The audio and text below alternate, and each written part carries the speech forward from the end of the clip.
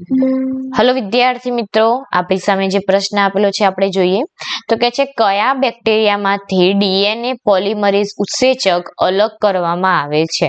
હવે અલગ કરવામાં આવે છે એવું કીધું છે પોલિમરેઝ ઉત્સેચક, તો અહીંયા ઓપ્શન છે કે ઈ કોલાઈ, બી છે બેસિલસ thuringiensis, સી છે થર્મસ એક્વેટિક્સ અને એગ્રો બેક્ટેરિયા।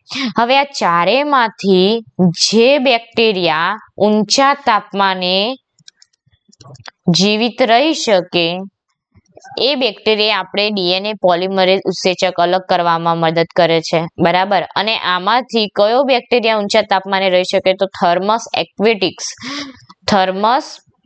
એક્વેટિક્સ છે જે ઊંચા તાપમાને જીવિત રહી શકે છે, બરાબર। તો આપણો ઓપ્શન જવાબ કયો થશે? આપણો ઓપ્શન સી સામે છે ઈ કોલાઈ, બેસિલસ thuringiensis ને એક્રોબેક્ટેરિયમ એ ઊંચા તાપમાને જીવિત રહી શકે નહીં। ઓકે, તો ઓપ્શન એ, બી અને ડી તો આવશે નહીં, તો જવાબ થશે આપણો ઓપ્શન સી। Thank you.